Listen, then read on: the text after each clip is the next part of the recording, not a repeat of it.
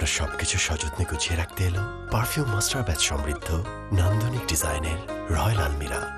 Royal আলমিরা, ঘরের ভিতর আরেক ঘর।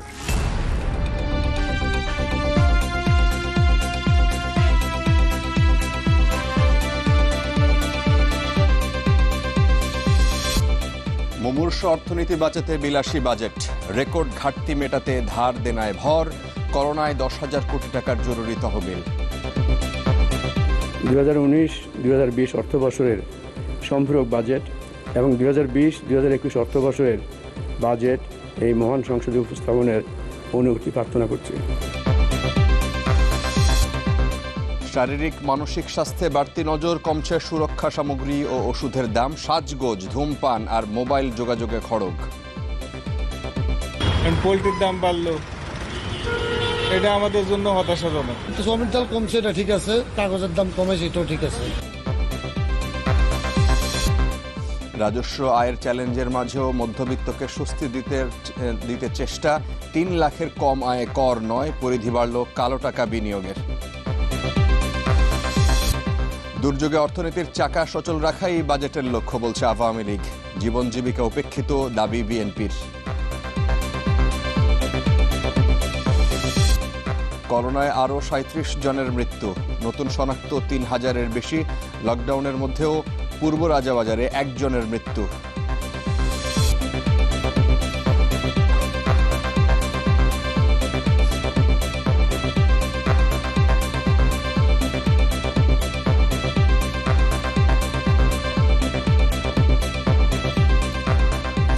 দর্শক আমন্ত্রণ, চ্যানেল 24 রাত 10টার খবর শুনছিলেন। সিল অন ফ্যামিলি ব্লেন্ড শিরোনাম, সাথে আছি ফারাবি হাফিজ এবং আমি ইসরাত আমিন। আরফেল গ্যাস স্টোভ, পরিবারের একজন চিরদিনের বন্ধন। শুরুতেই আসছে বাজেট নিয়ে আমাদের নিয়মিত আয়োজন বাজেট ভাবনা 2020।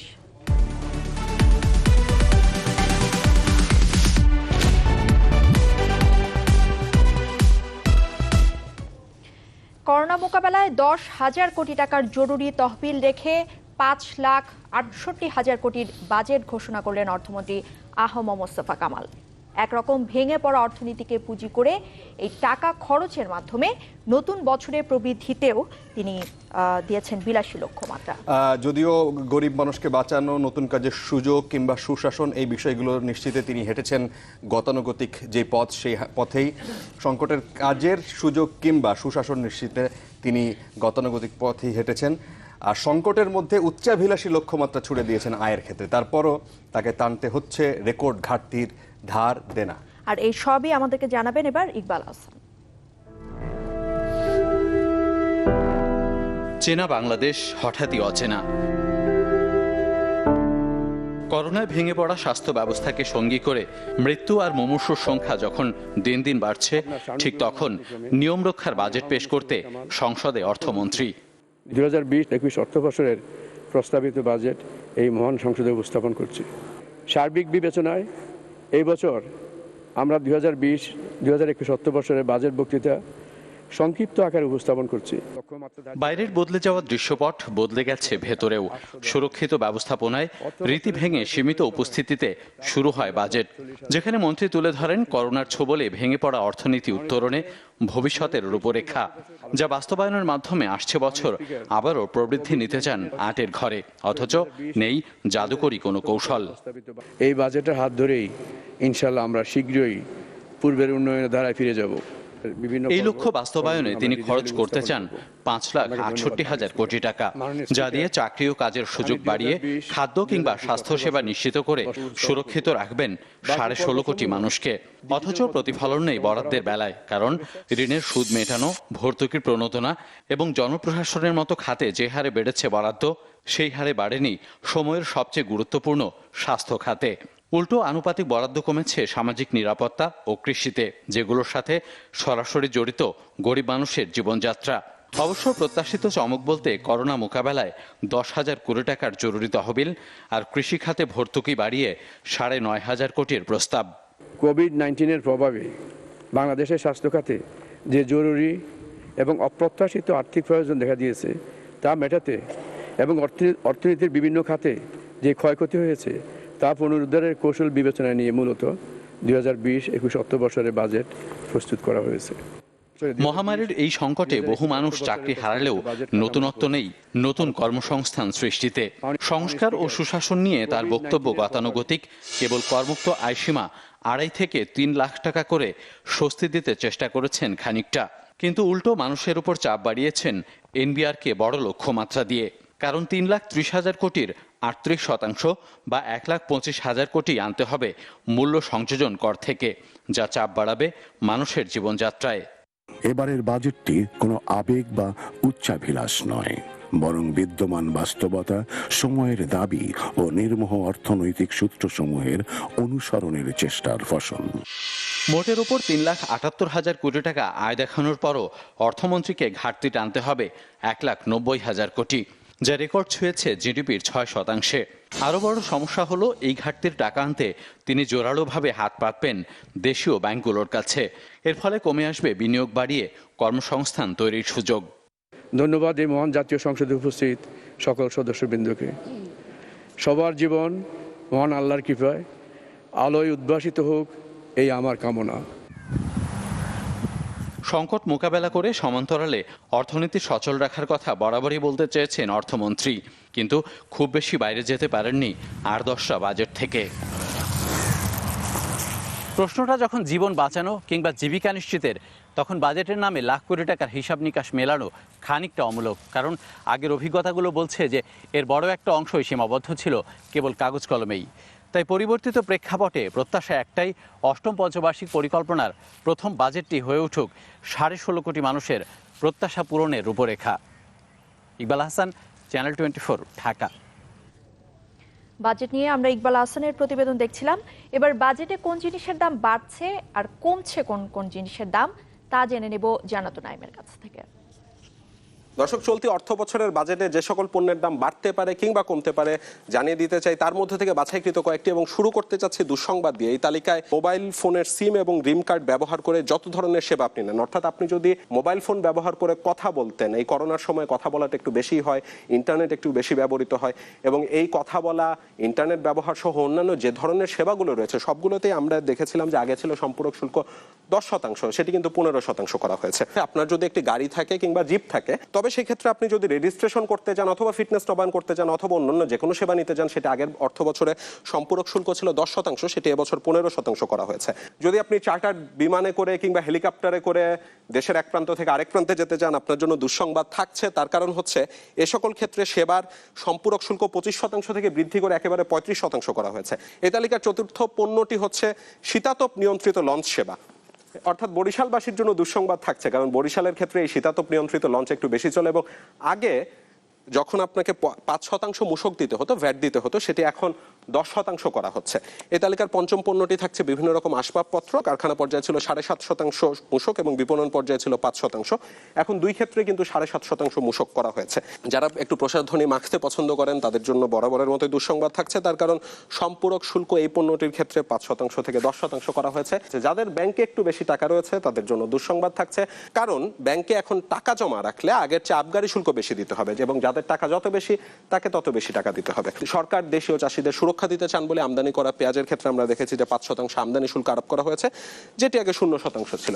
এই তালিকার সর্বশেষ যে পণ্যটি আমরা রাখছি দাম বৃদ্ধির তালিকা, সেটি হচ্ছে বিভিন্ন রকম সিগারেট এবং তামাক জাতীয় পণ্য। সব রকম স্তরের কিন্তু সিগারেটের দাম আমরা দেখছি যে বাড়ানো হচ্ছে এবারের বাজেটে, এবং সেই সাথে সম্পূরক শুল্ক সেক্ষেত্রে 65% করবার প্রস্তাব রাখা হয়েছে। এবার আপনাদেরকে একটু সুখবর দিতেছে, অর্থাৎ দাম কমার তালিকাটি জানিয়ে দিতেছে, এবং গেল কয়েক বছরের বাজেটের সাথে এবারের বাজেটের ধারাবাহিকতায় একটি ব্যাপার পরিষ্কার, যে সরকার কিন্তু দেশীয় শিল্প সুরক্ষায় সব রকমের সহায়তা দিতে সবসময় উদ্গ্রীব থাকছেন। এবং সেই সাথে এবারের বাজেট বক্তৃতা থেকে বাজেটের বিভিন্ন যেসব ডকুমেন্ট রয়েছে সেখান থেকে একটি ব্যাপার পরিষ্কার হয়েছে, যে সরকার কোভিড-19 সিচুয়েশন কিন্তু অ্যাড্রেস করতে যাচ্ছে, সেই সাথে খাদ্য নিরাপত্তা ইস্যুটিও মাথায় রাখতে যাচ্ছে। এই তালিকার অর্থাৎ সুখবরের তালিকার প্রথম যে পণ্যটি থাকছে সেটি হচ্ছে করোনার টেস্ট কিট, এবং কোভিড-19-এর যে বিভিন্ন রকম ওষুধ রয়েছে সেগুলো যখন আপনি আমদানি করবেন উৎপাদন এবং ব্যবসায়ী পর্যায়ে সকল ক্ষেত্রেই কিন্তু আমরা দেখেছি যে ভ্যাট প্রত্যাহারের প্রস্তাব করা হয়েছে। এবং সেই সাথে দেশে তৈরি এখন পিপিইর চাহিদা অনেক বেড়ে গিয়েছে, সার্জিক্যাল মাস্কের চাহিদা বেড়ে গিয়েছে, হ্যান্ড স্যানিটাইজারের চাহিদা বেড়ে গিয়েছে।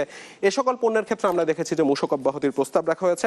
এই দুর্যোগকালীন মুহূর্তে যদি আপনি আপনার মনোবল অটুট রাখতে চান এবং সেই মনোবল অটুট রাখার জন্য যদি মেডিটেশন করতে চান, সেই ক্ষেত্রে আপনার জন্য সুখবর রয়েছে, তার কারণ মূসক প্রত্যাহার করা হয়েছে। সেই তালিকায় চতুর্থ পণ্যটি রয়েছে দেশের তৈরি মোবাইল ফোন। এবং দেশে তৈরি মোবাইল ফোনের ক্ষেত্রে গেল বছরের বাজেটে আমরা খেয়াল করেছিলাম যে সরকার মূসক অব্যাহতির প্রস্তাবটি রেখেছিলেন, যেটি কিন্তু শেষ হয়ে যেত 30শে জুন। তো সেই প্রস্তাবটি, অর্থাৎ সেই সুবিধার প্রস্তাবটি সরকার আরো 1 বছর বৃদ্ধি করে দিয়েছে। দেশে তৈরি যে কোনো রকমের automobile, freezer, refrigerator, air conditioner এগুলোর উপর বিদ্যমান মূসক এবং সম্পূরক শুল্ক অব্যাহতি বহাল থাকছে। সরকার এবার খাদ্য নিরাপত্তার ইস্যুতে বেশ ভালোভাবে মনোযোগ দিতে চেয়েছেন এবং কৃষি যন্ত্রপাতিতে সেখানে তালিকাটা অনেক দীর্ঘ।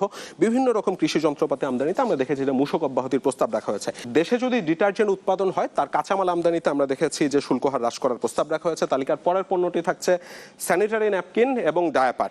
এবং এই স্যানিটারি ন্যাপকিন এবং ডায়াপার যদি দেশে উৎপাদিত হয়, সেক্ষেত্রেও যে সকল কাঁচামাল এক্ষেত্রে দরকার হয়, সেই কাঁচামাল আমদানিতে আমরা দেখেছি যে রেয়াতি সুবিধা সম্প্রসারণের প্রস্তাব করা হয়েছে। এই তালিকার 9ম অবস্থানে রয়েছে কাগজ শিল্প। তার কারণ হচ্ছে কাগজ উৎপাদন শিল্পের একটি কাঁচামাল আমদানিতে বিদ্যমান যে শুল্ক হারটি রয়েছে সেটি হ্রাস করার প্রস্তাব রয়েছে। এবং এই তালিকার সর্বশেষ পণ্যটি থাকছে স্বর্ণ। আগে স্বর্ণ আমদানিতে 15% পর্যন্ত মূসক দিতে হতো এবং এই বাজেটে কিন্তু সরকার যেটি করেছে সেটি সেই 15% থেকে মূসক একেবারে অব্যাহতি দিয়ে দিয়েছে। দর্শক, এই ছিল আমার কাছে এবারের বাজেটে দাম বাড়া কমার যে বিশাল তালিকা, তার মধ্যে থেকে বাছাইকৃত কয়েকটি। জান্নাতুল নাইম জানাচ্ছিলেন। প্রস্তাবিত এই বাজেট নিয়ে মিশ্র প্রতিক্রিয়া জানাচ্ছেন সাধারণ মানুষ। ব্রয়লার সামগ্রীর দাম বাড়ার বিষয়টিকে নেতিবাচকভাবেই বেশিরভাগ দেখছেন তারা। তবে ডিটারজেন্ট, সয়াবিন তেল, কাগজের দাম কমায় খুশি অনেকেই। নিম্ন আয়ের মানুষ এখন যদি পোলট্রির দাম বাড়ে, আমরা তো পোলট্রি খাইয়ে চলি, আমরা তো আর গরুর মাংস খাইতে পারি না। পোলট্রির দাম বাড়লো, এটা আমাদের জন্য হতাশাজনক। নিত্যদিনের জিনিসগুলা স্থির অবস্থানে আছে, বাড়েও নাই কমেও না। আর যেহেতু আমরা যেগুলো বাড়ছে সেগুলো আমরা ইউজ করি না, অতএব ওটা নিয়ে আমার কোনো আকাঙ্ক্ষাও নেই। সয়াবিন তেল কমছে, এটা ঠিক আছে। কাগজের দাম কমেছে, এটাও ঠিক আছে। এগুলো আমাদের সাধারণ নিরীহ মানুষ যারা, এদের এগুলো প্রয়োজন। স্বাস্থ্য খাতে যে বাজেটটা ঘোষণা করা হয়েছে, এটা যে বাস্তবায়ন হয় সুন্দরভাবে, তাইলে আমরা সম্ভবত দেশের এবং আমাদের যে স্বাস্থ্য খাতের যে এটা ছিল কনফিউজটা, সেটা দূর হবে। ঠান্ডা বা গরম কিছু খেলে দাঁতে যে শিরশিরে অনুভূতি হয়, সেটাই দাঁতের সেন্সিটিভিটি। দ্রুত সমাধান না করলে এটি আরও গুরুতর হতে পারে। ডেন্টিস্টরা সেন্সোডাইন ব্যবহারের পরামর্শ দেন, কারণ সেন্সোডাইন দাঁতের শিরশিরে অনুভূতি থেকে আরাম দেয়। এবারের প্রস্তাবিত বাজেটে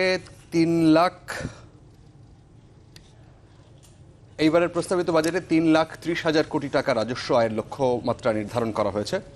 মূল্য সংযোজন কর মূসকের মাধ্যমে আদায় করা হবে এর বেশিরভাগ, যার সরাসরি ভুক্তভোগী হবে নিম্ন আয়ের সাধারণ মানুষ। তবে মধ্যবিত্ত এবং নিম্ন মধ্যবিত্তকে স্বস্তি দিতে বাড়ানো হয়েছে করমুক্ত আয়সীমা এবং সেই সাথে কমানো হয়েছে কর হারও। আর বিশাল এই খরচের অর্থ সংস্থানে ঘাটতি থাকছে 1,90,000 কোটি টাকা, যা জোগাড় করা হবে ব্যাংক খাত এবং বৈদেশিক ঋণ থেকে। আর সেই সাথে পরিধি বাড়ানো হয়েছে কালো টাকা বিনিয়োগেও। মজুমদার বাবু রিপোর্ট। করোনায় একরকম ভেঙে পড়া অর্থনীতিকে টেনে তুলতে আয় সংস্থানের জন্য বরাবরের মতো এবারও সরকারের মূল ভরসা রাজস্ব বোর্ডের উপরেই, যার বড় অংশই আসবে মূল্য সংযোজন কর বা পণ্য বিক্রির উপর কর আরোপের মাধ্যমে। অর্থাৎ এই খাতে বাড়তি লক্ষ্যমাত্রা মানেই চাপ বাড়বে গরিব মানুষের জীবনযাত্রায়। অন্যদিকে 1 লাখ কোটি টাকার বেশি আয় করতে হবে সরাসরি আয়কর থেকে। এনবিআর এর বাইরে অন্যান্য কর ও অনুদান মিলিয়ে আয়ের লক্ষ্য 52,000 কোটি টাকা। আগামী 2020-2021 অর্থ বছরে মোট রাজস্ব আয় প্রাক্কলন করা হয়েছে 3,78,000 কোটি টাকা। এর মধ্যে জাতীয় রাজস্ব বোর্ড উৎস হতে 3,30,000 কোটি টাকা এবং অন্যান্য উৎস হতে 48,000 কোটি টাকা সংগ্রহ করা হবে। বিশাল অঙ্কের রাজস্ব লক্ষ্যমাত্রার পরও 1,90,000 কোটি টাকা ঘাটতির টাকা সংগ্রহে অর্থমন্ত্রী সবচেয়ে বেশি ভরসা রাখলেন নাজুক ব্যাংক খাতের উপর। সেখান থেকে নিতে চান 85,000 কোটি টাকা। অথচ বাজেটের আগেই লাখ কোটি টাকার প্রণোদনার সিংহভাগ বাস্তবায়নের চাপ রয়েছে এই খাতের উপর। প্রশ্ন হলো, সরকার ব্যাংক থেকে এত টাকা নিলে বিনিয়োগ প্রবৃদ্ধির সুযোগ থাকবে কতখানি? বাজেট ঘাটতির পরিমাণ দাঁড়াবে 1,90,000 কোটি টাকা, যা জিডিপির 6%। এখানে উল্লেখ্য, এই হার গত বাজেটে ছিল 5%। অভ্যন্তরীণ এবং বৈদেশিক উৎস হতে এই ঘাটতি মেটানো হবে। এছাড়াও বিদেশি উৎস থেকে 80,000 কোটি টাকা ঋণের লক্ষ্যমাত্রা থাকলেও ছাড়ের দক্ষতা বাড়াতে নেই নতুন কৌশল। তবে করোনার কারণে এবার সুবিধা পাচ্ছেন ব্যক্তি শ্রেণীর করদাতারা। করমুক্ত আয়সীমা 50,000 টাকা বাড়িয়ে 3 লাখ টাকা করার প্রস্তাব করা হয়েছে। নারী এবং ৬৫ বছরের বেশি বয়সী করদাতাদের জন্য সমপরিমাণ বাড়িয়ে প্রস্তাব করা হয়েছে ৩.৫ লাখ টাকা। একই সাথে করহারেও আনা হয়েছে পরিবর্তন। সর্বনিম্ন করহার 10% থেকে কমিয়ে 5% করা হয়েছে। অনলাইন আয়কর রিটার্ন দাখিলের ক্ষেত্রে ২,০০০ টাকা কর রেয়াত, পুঁজিবাজারে তালিকাভুক্ত নয় এরূপ কোম্পানির কর হার ২.৫% হ্রাস করে ৩২.৫% নির্ধারণের এবং তৈরি সুবিধা থাকছে কালো টাকা সাদা করার ক্ষেত্রেও। অপ্রদর্শিত জমি, ভবন, ফ্ল্যাট ও অ্যাপার্টমেন্টের প্রতি বর্গমিটারের উপর নির্দিষ্ট হারে এবং ব্যাংকে রাখা নগদ টাকা, সঞ্চয়পত্র, শেয়ার, বন্ড ও অন্যান্য সিকিউরিটিজের উপর 10% কর দেওয়ার তথ্য আয়কর রিটার্নে প্রদর্শন করলে আয়কর কর্তৃপক্ষ কোনো প্রশ্ন তুলতে পারবেন না। একই বিষয় প্রযোজ্য হবে পুঁজিবাজারে অর্থ বিনিয়োগ করে তার উপর 10% কর দেওয়া হলে। যে অমানিসার অন্ধকার মজুমদার বাবু, চ্যানেল 24, ঢাকা। একটা বিরতি নিচ্ছি আমরা, ফিরছে একটু পর, সাথেই থাকুন।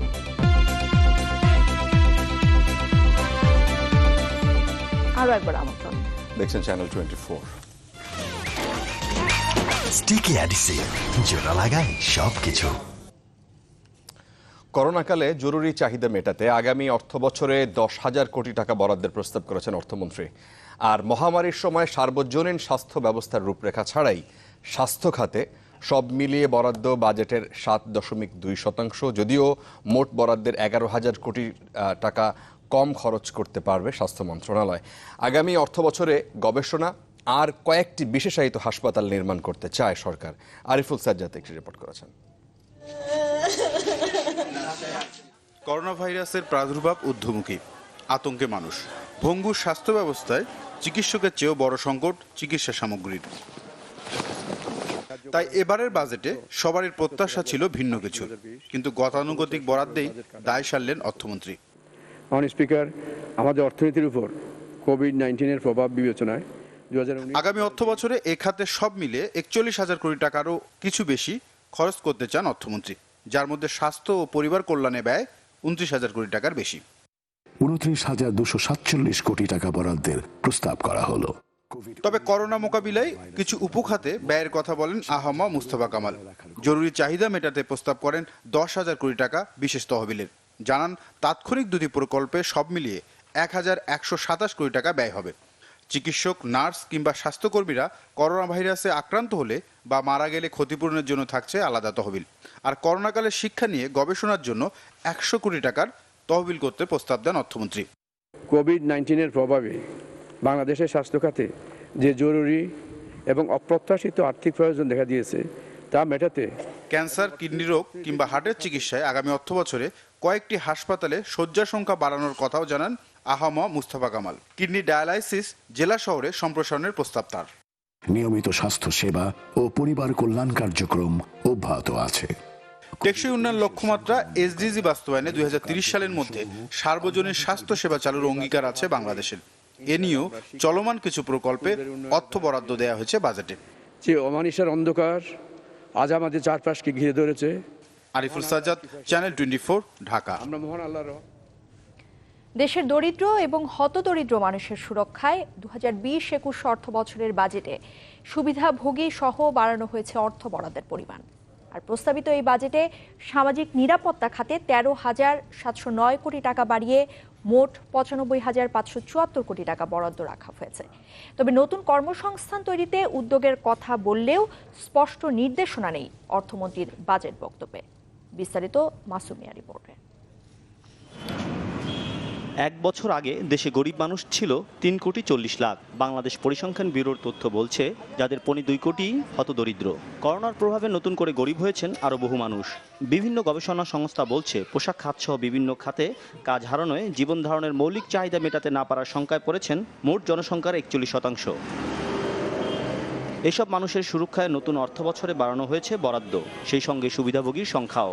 সামাজিক নিরাপত্তা খাতে মোট বরাদ্দ 13,709 কোটি টাকা বাড়িয়ে 95,574 কোটি টাকা করার প্রস্তাব রেখেছেন অর্থমন্ত্রী, যা বাজেটের 16.83%। সকল প্রবীণ ব্যক্তিকে বয়স্ক ভাতার আওতায় আনা হবে। এতে করে 5 লক্ষ জন নতুন উপকারভোগী যোগ হবে এবং এ খাতে 300 কোটি টাকা অতিরিক্ত বরাদ্দ প্রদান করা হবে। আগামী 2020-2021 অর্থ বছরে সামাজিক নিরাপত্তা খাতে মোট 95,155 কোটি টাকা বরাদ্দ রাখা হয়েছে, যা বাজেটের 16.7% এবং জিডিপির 3%। বেকারের মিছিলে প্রতি বছরই যোগ হন 20 থেকে 22 লাখ মানুষ। এবার বাড়তি মাথা ব্যথার কারণ নতুন কাজ হারানোরা। এডিবির বরাতে অর্থমন্ত্রী তার বক্তৃতায় জানিয়েছেন এই সংখ্যা 14 লাখের মতো, কিন্তু তাদের কর্মসংস্থান তৈরিতে নেই সুনির্দিষ্ট কোনো দিক নির্দেশনা। বিনিয়োগ বৃদ্ধির মাধ্যমে কর্মসংস্থান সৃষ্টির লক্ষ্যে সারা দেশে 100টি অর্থনৈতিক অঞ্চল গড়ে তোলার পরিকল্পনা গ্রহণ করা হয়েছে, যেখানে আনুমানিক 1 কোটি লোকের কর্মসংস্থান হবে। এই মুহূর্তে প্রধান লক্ষ্য হল ব্যবসায় সহজীকরণ সূচকে বাংলাদেশের অবস্থান 2 অঙ্কের মধ্যে নামিয়ে আনা। খাদ্য নিরাপত্তা, কৃষি, মৎস্য ও প্রাণী সম্পদ খাতে 22,489 কোটি টাকা বরাদ্দ রাখার প্রস্তাব রেখেছেন অর্থমন্ত্রী, যা চলতি অর্থ বছরে ছিল 21,484 কোটি টাকা। যে অমানিসার অন্ধকার আজ আমাদের চারপাশকে ঘিরে ধরেছে, মহান আল্লাহর কৃপায় সেটি কেটে যাবে। আমরা মহান আল্লাহর রহমতে ফিরে পাবো স্বাভাবিক জীবন এবং ফিরে পাবো একটি আলোকিত সকাল। মাসুম মিয়া, চ্যানেল 24, ঢাকা। আরো একটি বিরতি নিচ্ছি, ফিরছি একটু পর।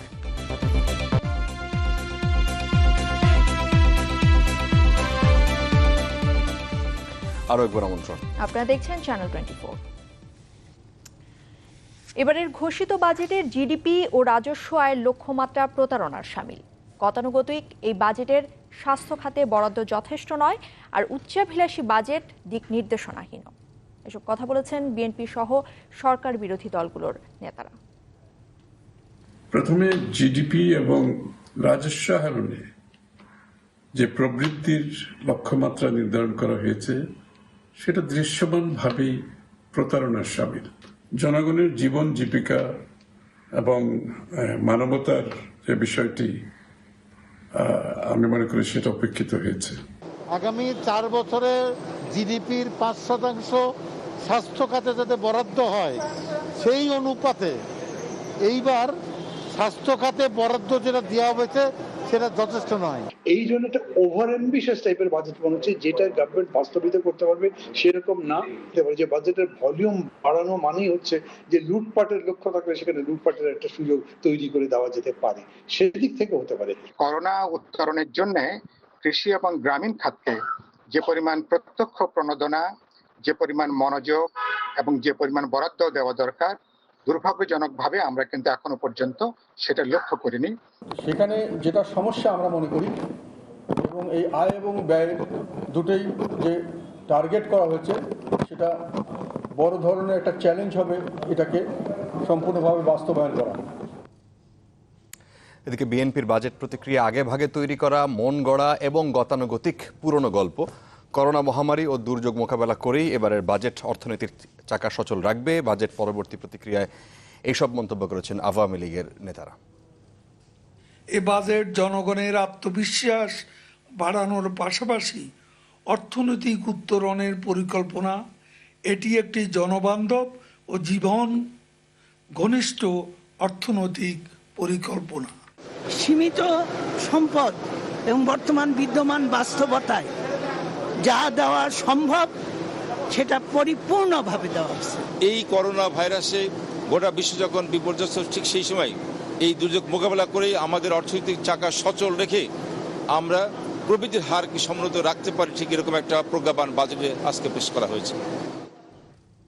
প্রস্তাবিত এবারের বাজেট নিয়ে তাৎক্ষণিক প্রতিক্রিয়া জানিয়েছে ব্যবসায়ীদের সংগঠন ও কয়েকটি গবেষণা সংস্থা। আমরা দেখে নিতে চাই তাদের মন্তব্য। আমরা যে লক্ষ্যমাত্রা নির্ধারণ করেছি, আমাদের ধরে রাখতে লাগবে যে কালকের থেকে ইকোনমি সব ঠিক হয়ে গেছে। আমাদের এই করোনার যে প্রভাব যেটা এখন যাচ্ছে সমাজে, এটা ঠিক হয়ে গেছে। কিন্তু আমরা যদি দেখি যে এখানে যারা হেলথ স্পেশালিস্ট আছে যারা, ওনারা বলছে যে আমাদের পিক হতে পারে অগস্ট মাসে। তো যদি অগস্ট মাসে আমাদের পিক হয়, তাহলে ধরেন সেপ্টেম্বর মাস পর্যন্ত এর একটা প্রভাব থাকবে এই ইন্টারনাল ইকোনমি, আমাদের এক্সপোর্টের ক্ষেত্রেও।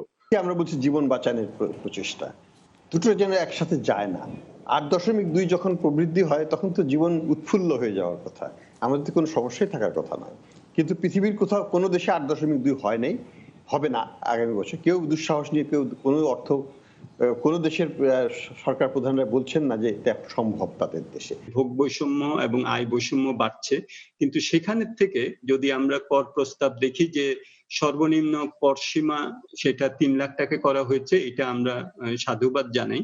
কিন্তু যেভাবে কর হার কমানো হয়েছে সেখানে কিন্তু আমরা হিসাব করে দেখলাম, প্রাথমিক হিসাব, যে যারা স্বল্প আয়ের এবং যারা নাকি বেশি আয়ের তাদের মধ্যে কিন্তু এই সুবিধাটা প্রায় একই রকম। দেশে করোনা ভাইরাস সংক্রমণের 96তম দিনে আরও 37 জনের মৃত্যু হয়েছে। এখন পর্যন্ত ভাইরাসে মোট মৃতের সংখ্যা 1049 জন। গেল 24 ঘন্টায় আক্রান্ত হয়েছেন 3187 জন, আর এখন পর্যন্ত মোট শনাক্ত 78,072 জন। 15,772টি নমুনা পরীক্ষা করে মিলেছে এসব তথ্য। 24 ঘন্টায় সুস্থ হয়েছেন 848 জন, মোট সুস্থ 16,747 জন। নিয়মিত স্বাস্থ্য বুলেটিনে স্বাস্থ্য অধিদপ্তরের অতিরিক্ত মহাপরিচালক এসব তথ্য জানিয়েছেন। এদিকে রাজধানীর পূর্ব রাজাবাজারে লকডাউনের দ্বিতীয় দিনে করোনা আক্রান্ত একজন মারা গেছেন। কাদের নামের ওই ব্যক্তিকে ভোরে অসুস্থ অবস্থায় নিয়ে যাওয়া হয় ইউনাইটেড হাসপাতালে। এই হাসপাতালে চাকরি করতেন তিনি। শেরেবাংলা থানার ওসি টেলিফোনে মৃত্যুর বিষয়টি নিশ্চিত করেছেন।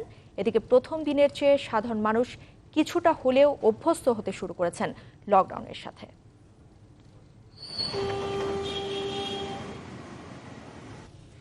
সেই সাথে সময় হলো আরো একটি বিরতি। ফিরছে একটু পর।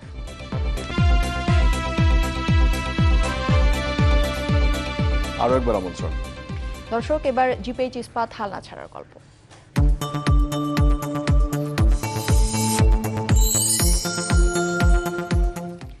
সাতক্ষীরার তুজুলপুর গ্রামের হৃদয় সব বাধা অতিক্রম করে এবারের এসএসসি পরীক্ষায় পেয়েছেন গোল্ডেন এ+।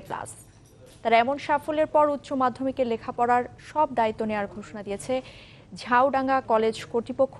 সাতক্ষীরা থেকে আমিনা বিলকিস ময়নার পাঠানো তথ্য এবং ছবিতে টেস্ট রিপোর্ট। দিনমজুর বাবা অসুস্থ, গৃহিণী মায়ের শরীরটাও খুব একটা ভালো না, টানাটানির সংসার। তবে মেহেদীর মেধার কাছে বাধা হয়নি কিছুই। এসএসসিতে পেয়েছেন গোল্ডেন এ+। সাতক্ষীরার তুজুলপুর গ্রামের মেহেদী হাসান হৃদয় বাণিজ্য বিভাগের ছাত্র হলেও হতে চান ইংরেজি সাহিত্যের শিক্ষক। পাশে থাকতে চান তার মতোই অসহায় মেধাবীদের। যেহেতু আমার স্বপ্নটা ছিল একটা ইংলিশ টিচার হওয়া, ইংলিশ অথবা প্রফেসর হওয়া, সেহেতু আমি যেন আমার স্বপ্নটা পূরণ করতে পারি, সমাজে সবার সেবা করতে পারি, আমি যেন তাদের মানুষ গড়া কারিগর হিসেবে গড়ে উঠতে পারি। পড়াশোনায় অদম্য ইচ্ছা দেখে স্কুল তাকে পড়িয়েছে বিনা বেতনে। সর্বোচ্চ সহযোগিতা করেছেন শিক্ষকরা। সুযোগ সুবিধা দিয়ে আজকে সত্যিকার অর্থে আমরা সাকসেসফুল। তার ভালো একটা জায়গায় আল্লাহ তারা নিয়ে যাক এ কামনা করি। এই কলেজে ভর্তি হওয়ার পরে আমি উচ্চ মাধ্যমিক পাশ পর্যন্ত তার সকল ব্যয় বা খরচ নির্বাহ করব। নিজের বাড়িতে বিদ্যুৎ নেই, অন্যের বাড়ির আলোয় পড়েই মেহেদীর এই ফলাফলে পরিবার ও প্রতিবেশীরাও খুশি। ও নিজে থেকে ওর দারিদ্রতার সাথে যুদ্ধ করতে করতে খেয়ে না খেয়ে আজ এ পর্যন্ত আসছে। এবং এই এসএসসি পরীক্ষায় সে গোল্ডেন এ+ পেয়ে আমাদের সুনাম এবং আমাদের তুজুলপুর জিসি মাধ্যমিক বিদ্যালয়ের সুনামটা অর্জন করেছে, এবং তার জন্য আমরা এলাকাবাসী এবং প্রতিবেশী সবাই গর্ববোধ করি। উচ্চ মাধ্যমিকের লেখাপড়ার দুশ্চিন্তাও মিটে গেছে হৃদয়ের। জাউডাঙ্গা কলেজ কর্তৃপক্ষ এরই মধ্যে তার লেখাপড়ার দায়িত্ব নিয়েছে। Desk report, channel 24। হাল ছিল না বাংলাদেশ, জিপিএইচ ইস্পাত দৃঢ়তার প্রতিশ্রুতি। খেলার খবর, জার্মান কাপ আইনট্রাক্ট ফ্রাঙ্কফুর্টকে 2-1 গোলে হারিয়ে ফাইনালে উঠেছে উড়ন্ত ফর্মে থাকা বায়ার্ন মিউনিখ। আলিয়াঞ্জ অ্যারেনায় দাপুটে শুরু করেছিল স্বাগতিক বায়ার্ন। ইভান পেরিসিচের দারুণ হেডারে ম্যাচের 14 মিনিটে এগিয়ে যায় বাভারিয়ানরা। বিরতির পর ঘুরে দাঁড়ানোর চেষ্টা করে ফ্রাঙ্কফুর্ট। 69 মিনিটে ড্যানিরা কস্টার গোলে সমতায় ফেরে সফরকারীরা। তবে 5 মিনিট পর ইয়োশুও কিমিখের পাস থেকে রবার্ট লেভানডফস্কির আবারও এগিয়ে দেন বায়ার্নকে। শুরুতেই অফসাইডের কারণে এই গোলটি বাতিল হয়েছিল, পরে VAR-এ এই গোলটি আবারও বৈধতা পায়।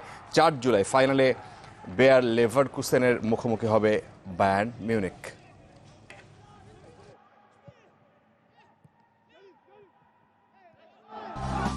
আপনার পছন্দের দুরন্ত বাইসাইকেল হোম ডেলিভারি পেতে কল করুন 08007777777 নম্বরে। দর্শক, এই ছিল আমাদের রাত 10টার খবরে। এতক্ষণ সাথে থাকার জন্য ধন্যবাদ সবাইকে।